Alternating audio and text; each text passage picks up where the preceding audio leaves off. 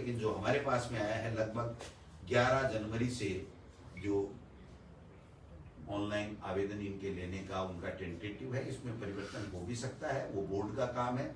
लेकिन जो मोटा मोटी मेरे पास में आया है उसके हिसाब से हम लोग 11 जनवरी से 8 फरवरी तक आवेदन लेंगे और फिर चालान और जमा कराने की वो भी 4 फरवरी तक की है, और वेबसाइट पर प्रवेश पत्र की 14/4 डेट रखी है उन्होंने टेंटेटिव, और प्रथम 6 से 8, 10 से 12:30 परीक्षा का समय, और वो जो 1 से 5 कक्षा का है वो 2.5 से 5, इस तरीके से 25 अप्रैल की एग्जाम है। तो ये जो मैंने टाइम टेबल बताया, ये बोर्ड अपने हिसाब से आवेदन लेने का घटा सकता है, बढ़ा सकता है, वो उनके विवेक पर, उसमें राज्य सरकार का कोई दखल नहीं है।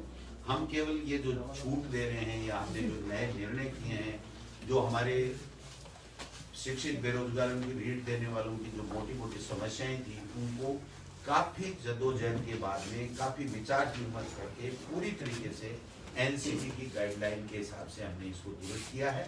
जो मोटा फैसला किया गया है, वो मोटा फैसला राजस्थान के बच्चों को ज्यादा से ज्यादा मौका मिले, इसके लिए राजस्थान का जो हमारी पुस्तकों में पाठ्यक्रम में है सामग्री, उसमें से जो सिलेबस है उसका निर्माण किया गया है, और जो 10 और 90 का जो वेटेज है वो वेटेज हमने आगे सिलेक्शन में ये मोटा मोटी जो आज हम भेज रहे हैं, अब वो आज कल निकालें परसों निकालें, वो उनके ऊपर है। जब भी विज्ञप्ति निकलेगी उसके बाद में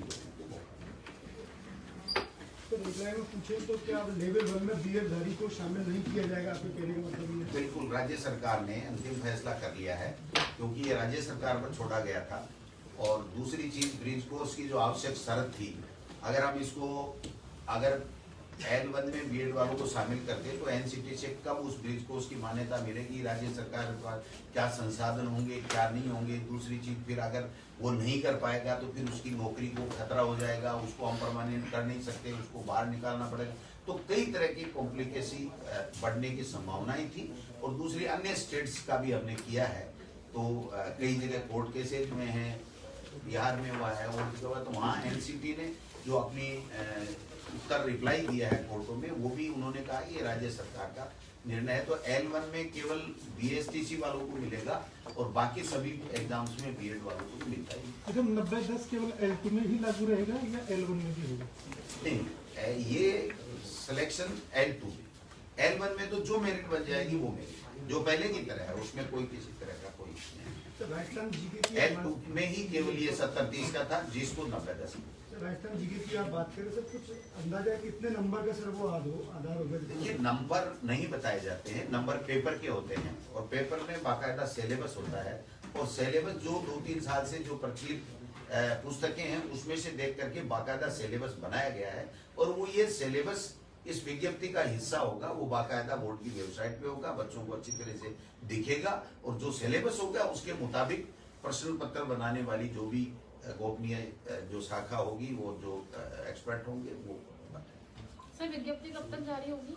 विज्ञप्ति हम आज भेज देंगे, आज रात को भी हो सकती है और कल भी हो सकती है। आप तो लेट रात तक जगना। सर रीट 2016 वालों की भी एक बहुत बड़ी मांग है, हाईकोर्ट की सिंगल बेंच और डबल बेंच ने फैसला दिया वेटिंग सूची जारी करने के लिए, तो ये इसका कब तक क्या टेंटेटिव? देखिए, 2018 का तो हमने निर्णय कर लिया, L1 और L2 दोनों का वेटिंग लिस्ट जारी कर दिया, लेकिन चूंकि कई तरह के ऐसे प्रकरण हैं जिसमें वेटिंग लिस्ट का है, तो कई हाई कोर्ट में है, कई सुप्रीम कोर्ट में है, सुप्रीम कोर्ट में स्टे मिला हुआ है, तो इसकी हम लोग समीक्षा करेंगे अधिकारियों के साथ में बैठ करके, और जो यथासंभव सरकार के बस में होगा, जो कर सकती है सरकार नियमों में रहते हुए, वो करे।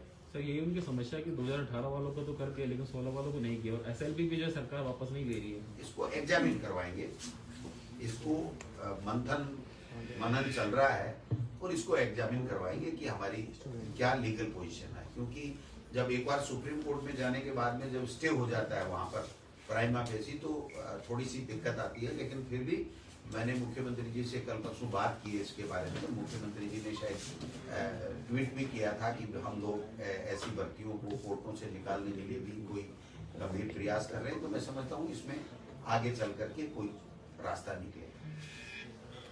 सर स्कूलों को खोलने की कवायद की अभी मीटिंग भी हुई थी, लेकिन 15 जनवरी तक टाल दिया गया, क्या कुछ सर कुछ फीडबैक आया इस तरह के नहीं खोलने चाहिए स्कूल? पहले ये थी कि 4 से 5 जनवरी के बीच में खोले जाएंगे। मुझे जो लग रहा है कि अब कोरोना कम हो रहा है तो सरकार इसके ऊपर गंभीरता से विचार कर रही है।